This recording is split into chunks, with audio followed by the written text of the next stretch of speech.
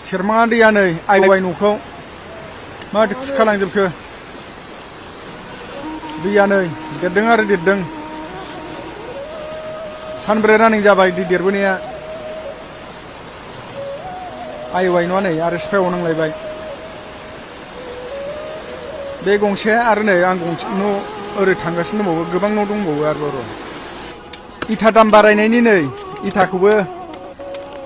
लांनो थाखाय फोसाबगासिनो सिबायफ्रा उफाय गैया इथायाबो जाबायदि दाम थांबाय 16 थाखासिम थरसेयावनो न' खुरखानाय इथा बियो दैयाव थांबाय नङा माखासे खावसे थांबाय खावसे मोनफिनबाय नै एसेल'सै नै इथाया बेखौल' मोनबाय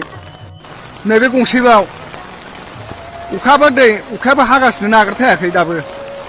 नैबे गंसे थांबावबाय नै एसेल'सै हौरै दंबावो आं अखा हानायखाय थांथ'नो बाबाय र' दसेनि उनाव खेबगोन आं नै सिफायगासिनो बैनाबो आइवाइ न' गंसेल'सै ओमफ्राय ओरै गंथाम दंमोन गंथामखौ सिफायजोबनांबाय बोथ्रोदगासिनो भुटाननिफ्राय फैनाय दै बियो गासिनिबो न'जोंनो बोहैजोब्बायानो खायफानाव न' सिङावबो हाबबाय आरो हाबगोन नै देरगासिनो दं बेसेबांबा गिदिर फैदों दाख्लैहाय 7 न'खर खुरखालांदों आरो नै दिनैहाय आरो फैफिनबावबाय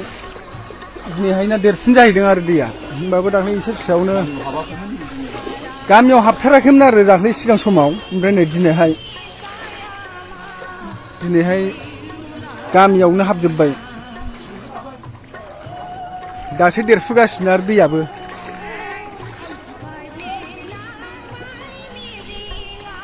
न' दै जोबसै नैबे स्कुल नैबे कुमथियलनि एसे सानजाजों ओरै औवा आन्दो जादों बेयाव स्कुल दं स्कुलावबो गासिबो लोमजोब्बाय बेसेबांबा गिदिर नै आरो नैबे मोनसे न'खर नैबे गामिनि गावबुरायाबो नै बयनिबो न' हाबै सोरनाव हाबदों हाबाखै बेखौ नायगासिनो दं न' सिङाव हाबजोब्बाय नै दैया गासिबो न' सिङाव हाबजोब्बाय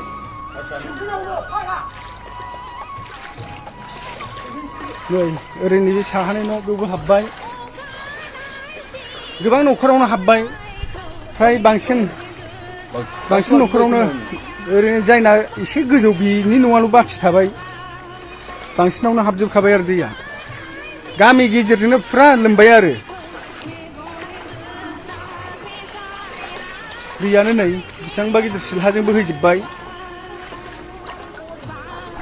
बे जाहैबाय भुटाननिफ्राय फैनाय सेरमाङा दै दाख्लैहाय थांनाय समावबो जोंनि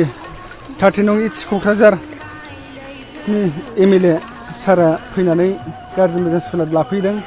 आरो न' खुरखानायनि फारसे मिडिया लानानै बुंफैखांबाय आरो दिनैहाय जाहाथे अननानै नायफैयो सिलहा गेजेर आरो गामि गेजेरजोंसो दैया बोहैदों।